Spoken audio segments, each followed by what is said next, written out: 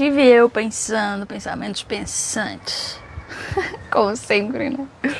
Você já teve aquela sensação de que você estava perfeitamente bem e do nada você explodiu e você não sabe por quê?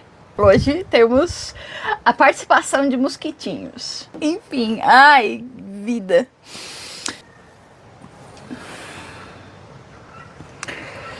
Eu observo como facilmente a linguagem ela deixa de ser uma ferramenta de expressão e ela passa a ser uma prisão psicológica. Eu me chamo Amanda Lucila, eu sou psicanalista, escritora e filósofa, e nesse canal eu tô sempre flutuando entre temas de psicanálise e de filosofia.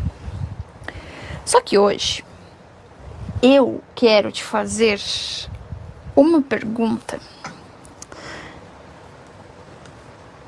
que às vezes de prontidão a gente não sabe responder, né? Mas você já teve aquela sensação de que você estava perfeitamente bem e do nada você explodiu e você não sabe por quê? Sabe? Ou você desabou, ou simplesmente você começou a chorar? Imagine que a sua mente ela é um artista diante de uma tela em branco. Então você sente ali uma emoção passageira, que é o que deveria acontecer, né? Você sentir essa emoção passageira, você dá uma pincelada de tinta vermelha e você diz, olha, um ponto vermelho, né? Aí a tinta vai secar, o dia vai mudar e em outro dia, eventualmente, você sente ali outra coisa e você pinta com azul, né? Então aqui a gente observa que o que era para ser momentâneo, né, a gente transforma numa estrutura permanente. Então, muitas vezes, a gente foi ensinado a acreditar no mito do espelho. O mito do espelho é aquela ideia ingênua de que a linguagem só reflete a realidade, como um espelho d'água, tá? Sabe? Então você sente algo e a palavra ela só vai relatar aquilo. Só que na realidade é que a linguagem ela não é um espelho. Ela é como se fosse um cincel escultor. Então no momento em que você verbaliza algo, você altera a forma como o seu cérebro processa aquela experiência. Então, se você sente um aperto no peito e você diz que você está infartando de nervoso, a palavra infarto, ela vai retroalimentar o seu sistema nervoso, gerando mais pânico do que o aperto original justificaria. Sacou? Então, a palavra, ela vai criar uma parede que vai te encurralar. Sacou? Cara, tem muitos mosquitos aqui. Ai, sai de mim. Ótimo dia. Então, repare na diferença. Eu estou me sentindo ansioso hoje. O verbo estar, ele vai indicar um estado, certo? Sai daqui, sai daqui. Então, o estado é a nuvem. Vou chorar. O estado é a nuvem que vai passar pelo céu. Eu sempre vou trazer que o que a gente sente são nuvens. O que nós somos, o céu, que observa as nuvens. Sacou? Então, o céu, ele vai continuar lá limpo, mesmo que esteja cheio de nuvens, mesmo que esteja nublado. Eu sou ansioso. O verbo ser vai indicar uma identidade. Eu sou depressiva, eu sou ansiosa, eu sou triste.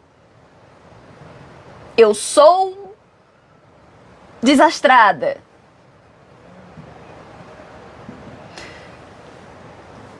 Então, essa nuvem, ao invés dela ser uma coisa passageira, ela vai virar o próprio céu. Eu sou um fracasso. Entende? Então, quando você muda esse eu sou, você inconscientemente escreve um roteiro para a sua vida ali, entendeu? Você vai trazer isso para sua realidade. Então, se você é ansioso, o seu cérebro, ele passa a agir conforme o script.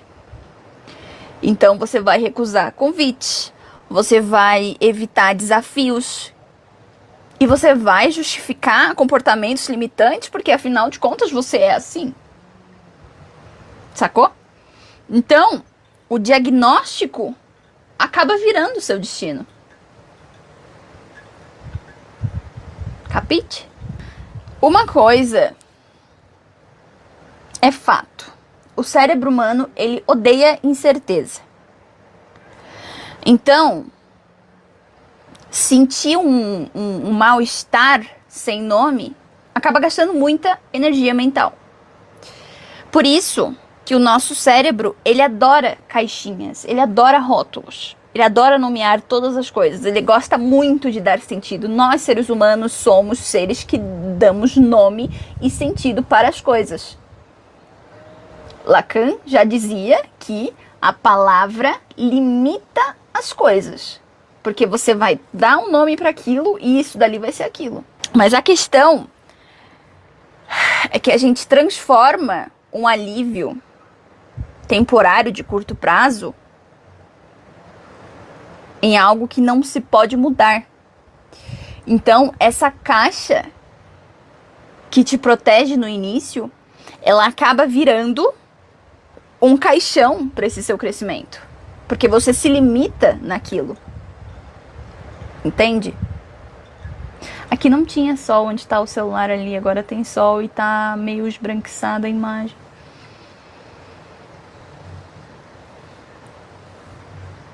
O que eu posso fazer para isso?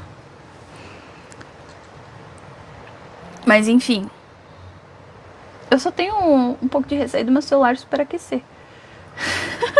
Eu tenho que resolver isso. Ai, maldição! Maldição! Pronto! Resolvido? Aí se o sol sair, eu tiro a toalha depois, tá? Tá bom? Ai, nem aparece. Mas, enfim, onde que paramos? Não podemos controlar o vento. Eu já falei que eu estou em busca, né, de soltar o controle do que eu não posso controlar. Então, eu estou no processo. Mas, eu estava falando que isso, o caixão e tal, tá, lembrei. Então, quando você se coloca nesse caixão e você para esse seu crescimento, você para de buscar soluções, porque você aceita o rótulo, né, com a sua definição final. Você já aceitou que é aquilo e deu, entendeu? E é muito importante que rótulos e diagnósticos clínicos são ferramentas médicas cruciais para encontrar tratamentos. Então, o perigo, ele vai morar quando o diagnóstico vira a sua única personalidade. Eu já falei isso em algum vídeo. Então, você vai esquecer que você existe, você vai esquecer que você é um ser humano, que você é complexo, que você tem a sua subjetividade, e você vai apenas se ver como um depressivo, um ansioso. Aí você começa a justificar todas as coisas porque você é porque eu sou bipolar, porque eu sou isso, porque eu sou aquilo. O caminho não é esse, sacou? Eu não estou desmerecendo, eu não estou diminuindo. O foda da internet é que hoje em dia a interpretação ela é muito complicada, que você tem que... Você já pensa nas 1001 possibilidades que a tua fala pode gerar, que alguém pode pegar uma pequena coisinha e fazer assim, ó. Entendeu? Enfim. Voltamos. Então, quando a gente fala, né, que a palavra ela acaba virando uma sentença, a gente está falando exatamente nesse sentido jurídico da palavra. Então, é como se fosse um veredito que vai determinar o seu destino e o tamanho da sua cela, sacou? E para que isso não fique só nesse campo dessa teoria psicanalítica meio flutuante e tal, eu trouxe aqui a Mariana. A Mariana é uma profissional muito dedicada, mas a Mariana, desde a infância, sempre que ela cometia um pequeno deslize, coisas bobas, normais, como, sei lá, derrubar um copo, esquecer uma chave, ela ouvia dos pais e dizia pra si mesma: nossa, Mariana, como você é desastrada. Mariana, você é muito esquecida. Nossa, Mariana, você é azarada, né, Mariana? E hoje, Mariana, com seus 30 anos, Mariana está numa reunião muito importante do trabalho de Mariana. E a Mariana, ela vai pegar uma caneca e, sem querer, a Mariana esbarra o braço e acaba derramando todo o café na mesa de reunião. O que acontece na cabecinha de Mariana quando isso acontece? No instante em que o café cai, o cérebro da Mariana, ele não vai processar o fato de uma forma isolada, como um líquido caiu devido à gravidade. Não. Ele nem vai pensar sobre isso, ele nem vai cogitar pensar sobre o fato neutro, bruto da situação. Automaticamente, uma voz interna vai esperar. Tá vendo? Eu sempre estrago tudo. Eu sou um desastre, eu sou desastrada. E aquela voz começa a falar pra caralho da Mariana. Mariana, você é uma desgraçada. Pior ser humano que existe. E a repetição da mesma frase ao longo dos anos, ela atua do nosso inconsciente. Nosso inconsciente nada mais é do que um porão onde todas as memórias são jogadas para lá, sejam boas ou sejam ruins. E isso vai determinar a forma como você vai perceber o mundo, você vai perceber as pessoas, o tom, as situações. Isso vai modificar diretamente na percepção que você tem das coisas. É isso que eu estou tentando te falar. Então, a palavra desastre, ela vai deixar de ser só um adjetivo para um adjetivo ali do acidente do café, e ela vai passar a ser um alicerce da autoimagem dela. Porque ela foi limitada a ser uma menina desastrada. Entende? Então, o inconsciente, ele não vai questionar se a frase ela é lógica. Ele não vai pegar o fato neutro, bruto. Todas as coisas ao nosso redor nos dão fatos, nos dão coisas extremamente neutras. Tipo agora o Rafinha aqui, ó, passou com o rabo baixo e tal. A minha percepção vai tentar dar um sentido porque que ele tá assim. Mas o gato só tá caminhando. Entendeu?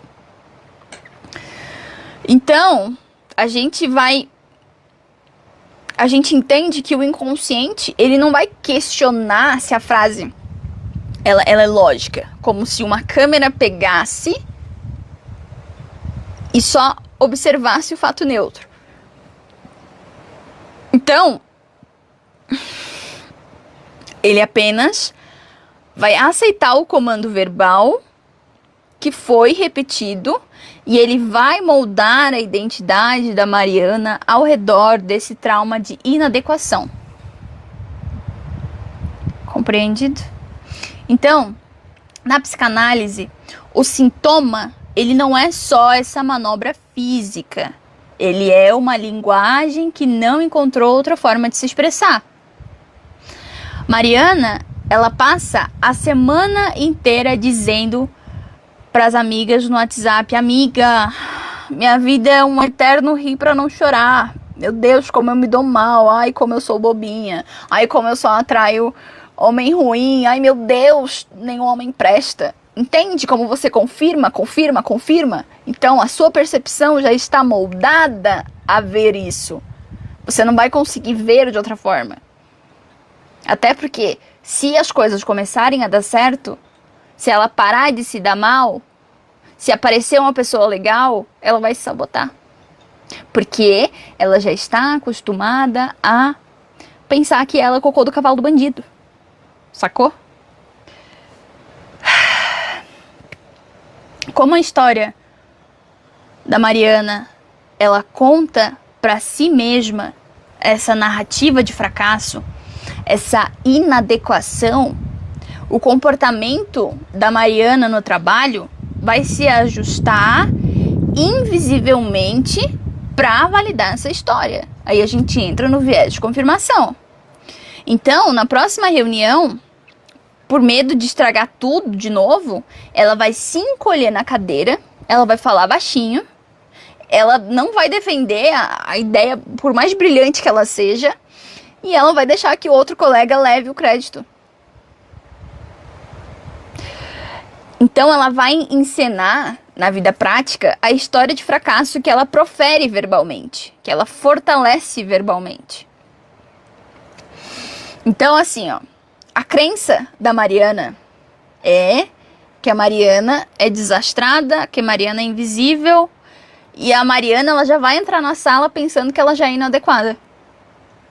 Entende? A ação da Mariana já vai ser uma ação recuada. Ela vai falar baixo, ela vai ficar nervosa. Então, o corpo da Mariana vai trazer esse pensamento dela.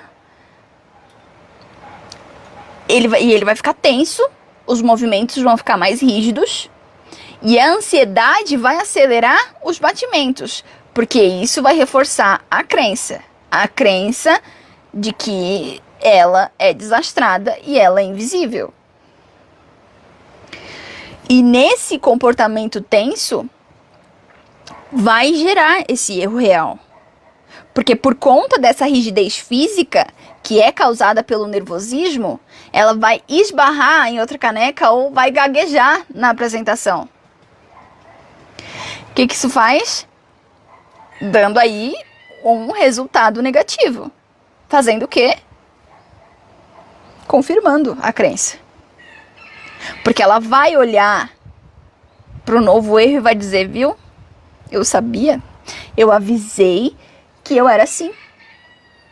Então, uma palavra dita lá no início vai condenar a ação, que vai gerar um resultado que deu o veredito final para essa sentença.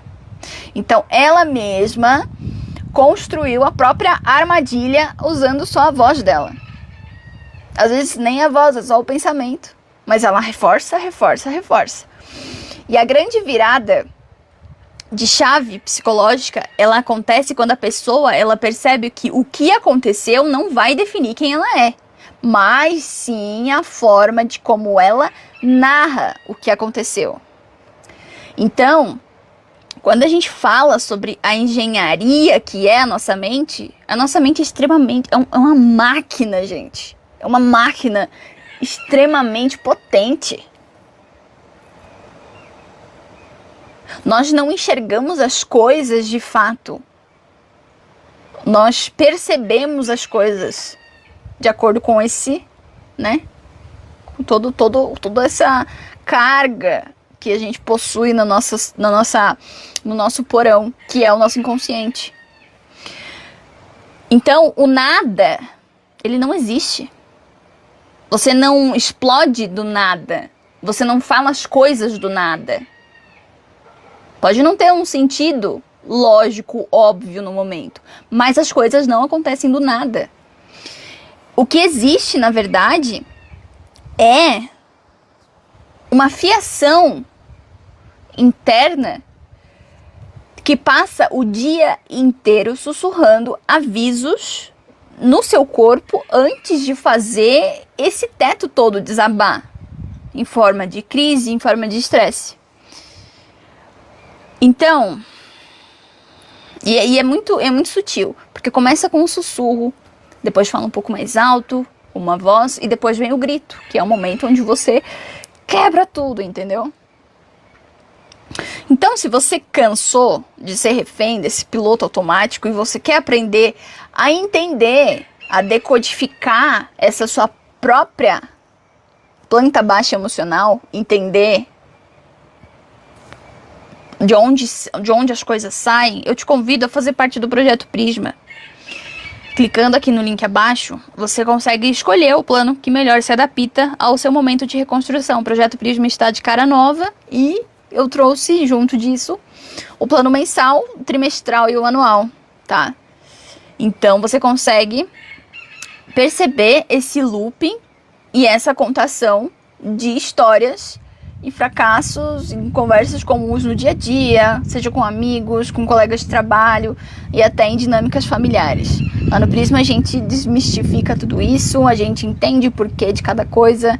São aulas extremamente práticas, rápidas, tá? Tem exercícios, tem audioaulas, tem livros que vão te auxiliar nesse processo. No primeiro módulo nós tratamos sobre a autoconsciência, a metacognição, o pensar sobre o pensamento, onde a gente fortalece o nosso observador interno, onde a gente fortalece esse céu para observar as nuvens, entende? Eu falo de tudo isso que eu estou falando aqui, lá no Prisma, de uma forma um pouco mais prática. E lá no segundo módulo que eu já estou gravando, nós vamos falar sobre esse porão, esse eco das memórias, sobre o inconsciente. Não tem um módulo dedicado só ao inconsciente, porque me fascina muito estudar sobre isso. E que bom que podemos agora ter um espaço para falar sobre isso de uma maneira muito mais tranquila, mais descomplicada, trazendo exemplos do nosso dia a dia, tá? Então o link tá aqui embaixo. E é isso. A história da Mariana, a gente pode até adicionar um novo capítulo muito contemporâneo e digital, já que vivemos na era digital, né? Porque esse fenômeno, ele não acontece só dentro da cabeça da Mariana. Agora, esse fenômeno, ele acaba sendo potencializado por telas, por curtidas, por métricas. Então, se no mundo analógico de Mariana criava-se um roteiro de fracasso silencioso, na era digital, ela encontra um ecossistema inteiro pronto para financiar, para validar e para amplificar essa prisão, que é o que a gente pode chamar de algoritmo de identidade.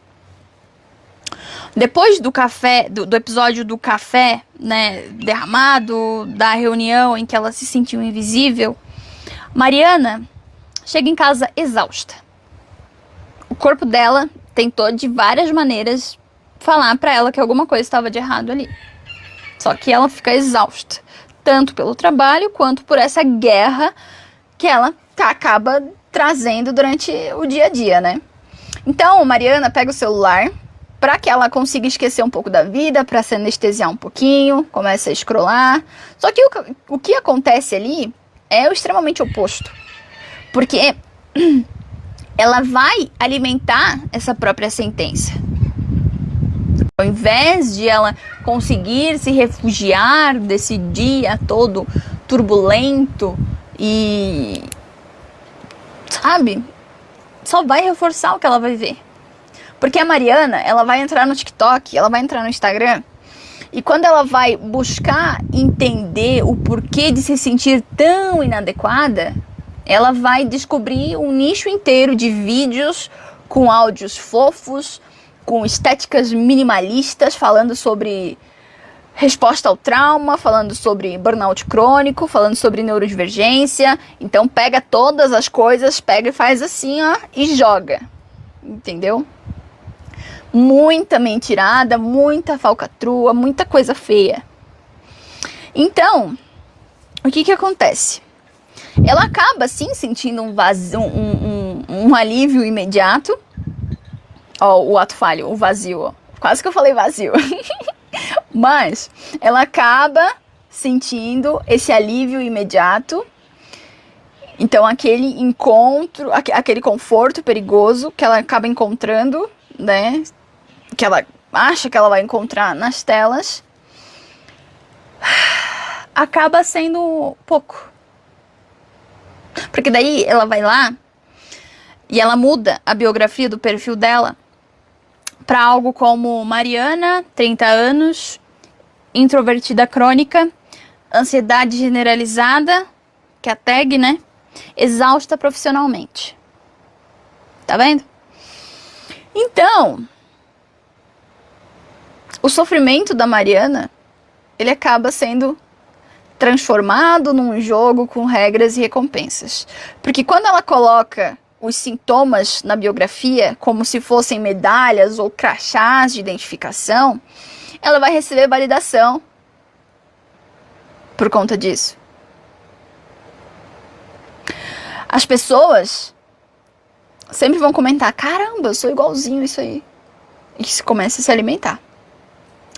E o grande perigo é que a vulnerabilidade, que deveria ser um estado temporário a ser cuidado, acaba virando um pilar central da marca pessoal dela.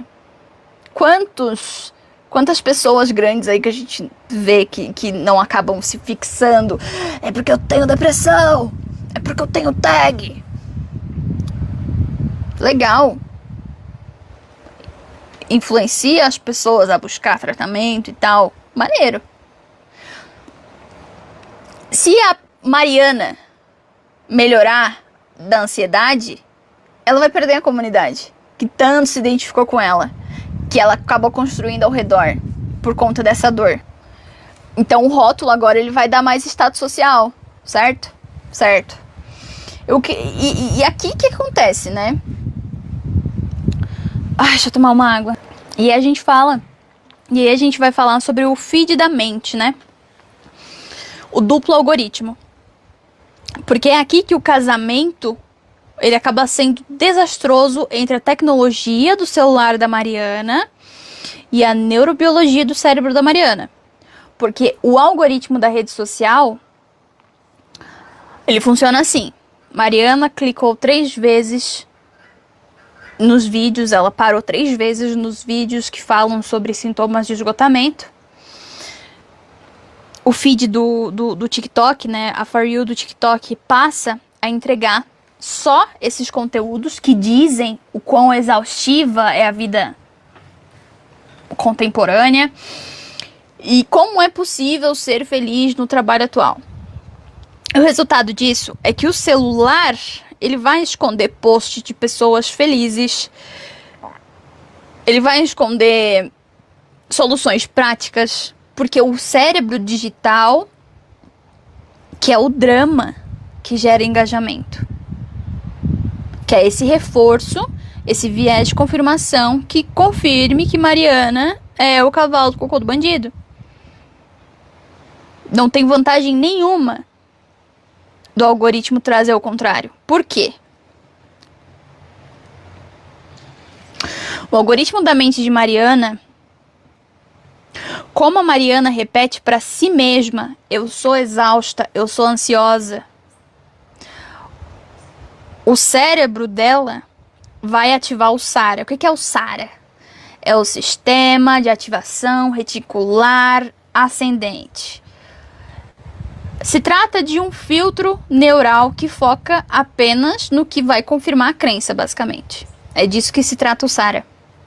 Então, o resultado disso é que no dia seguinte, o chefe, quando o chefe chegar para Mariana e der um elogio, ou até uma crítica, a mente dela vai ignorar o elogio e vai focar só na crítica, pra dizer, viu? O meu feed mental estava certo, eu sou o cocô do cavalo do bandido. Sacou? Então, acaba que se cria um loop perfeito.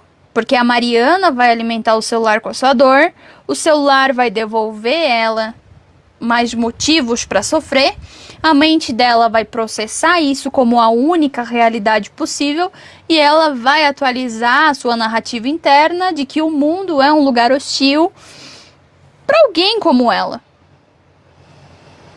Entende? Então, a palavra, ela acaba virando parede. E a parede vira um perfil na internet. E agora a Mariana é prisioneira de um feed que ela mesma ajudou a programar. Então, pra gente fechar a história da Mariana, como que a Mariana poderia fazer pra hackear esse próprio sistema e pra desmontar essa parede que ela construiu, tijolo por tijolo, mudando apenas a forma como ela se comunica com si mesma? Então aqui a gente já entra na liberação linguística, que é um dos passos. Não é a solução inteira, mas é um dos passos. Mariana,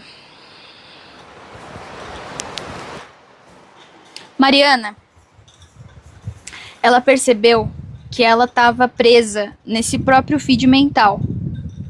E ao invés dela continuar aceitando a sentença de que ela é um desastre ansioso, ela decidiu fazer essa intervenção gramatical na própria mente. E é aí que a gente entra na questão da distinção entre o ser e o resgate do verbo estar. A primeira e grande revolução da Mariana foi destronar o verbo ser para devolver o trono do verbo estar. Então, ela entendeu que o verbo ser, ele gessa a alma, enquanto o verbo estar dá espaço para ser o movimento.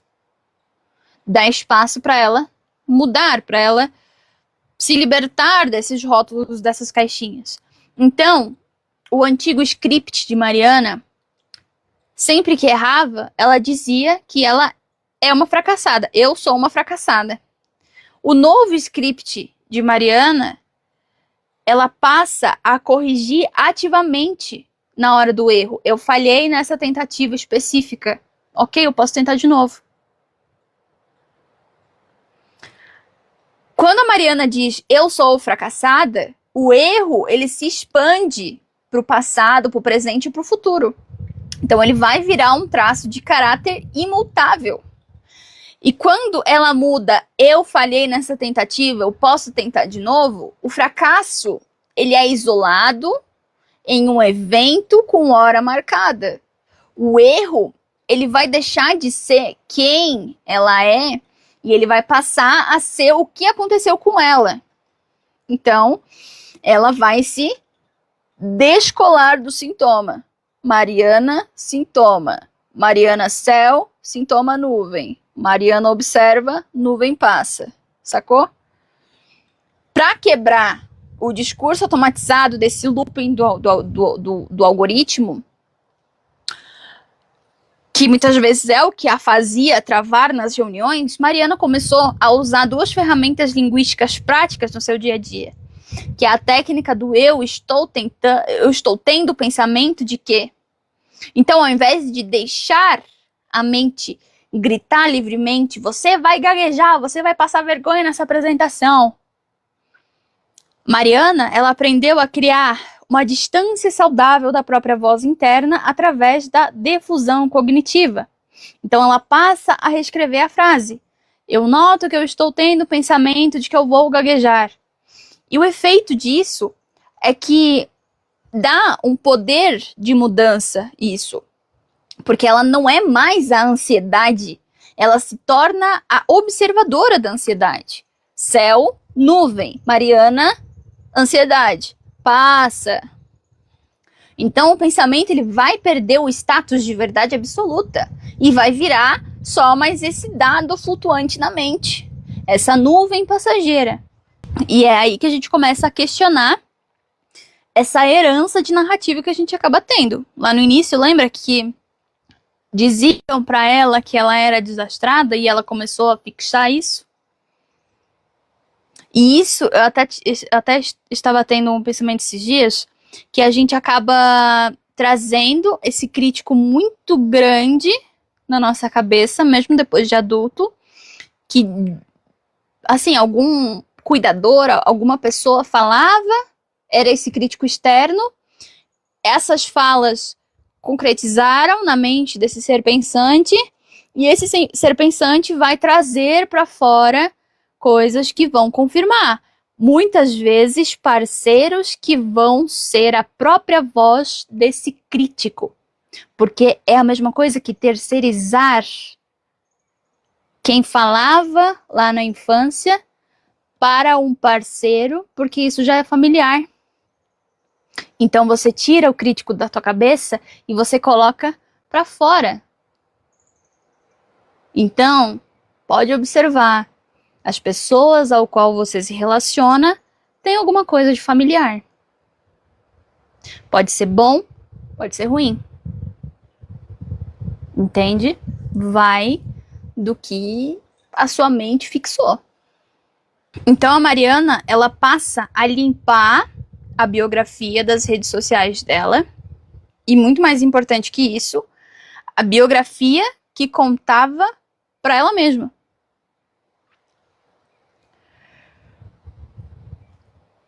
Se a palavra ela tem essa força cirúrgica de moldar a experiência para pior, ela tem exatamente o mesmo poder de projetar para melhor, porque o nosso cérebro, ele é neuroplástico. Ele vai acreditar naquilo que está sendo dito para ele. E de acordo com isso, ele vai moldar a percepção. Entende? Então, a gente entende que a linguagem, ela não vai servir só para relatar o que já existe, mas para inaugurar realidades. Quando a gente muda a nossa narrativa de eu sou introvertida crônica, que odeia exposição, para eu sou uma pessoa que valoriza o meu espaço, mas eu estou aprendendo a expressar as minhas ideias com muita segurança. Mariana abre um horizonte de possibilidades, porque a palavra deixa de ser o teto da cela e vira a porta da frente, vira possibilidade. Então, a Mariana finalmente entendeu que curar não é mudar o que aconteceu no passado, mas mudar o estado gramatical do seu sofrimento, porque ela parou de ser esse quadro estático na parede, ela volta a ser a pintora com o pincel na mão. Eu tô olhando a minha sombra, eu fico gesticulando, eu fico olhando a minha sombra lá na parede.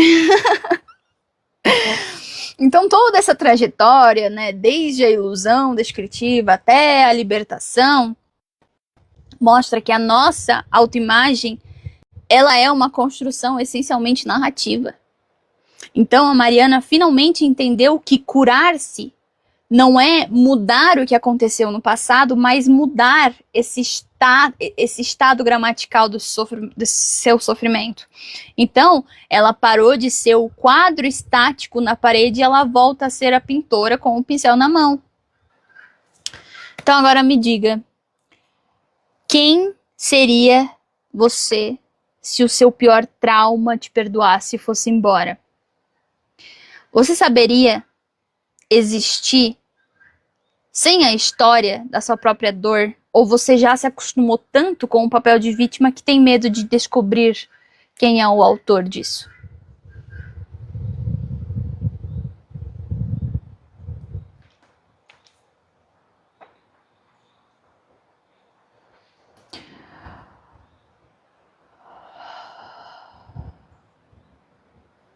Em breve eu vou começar aulas de filosofia. Os links das redes estão aí embaixo. Até o próximo vídeo. Obrigado por ter sustentado esse pensamento pensante comigo.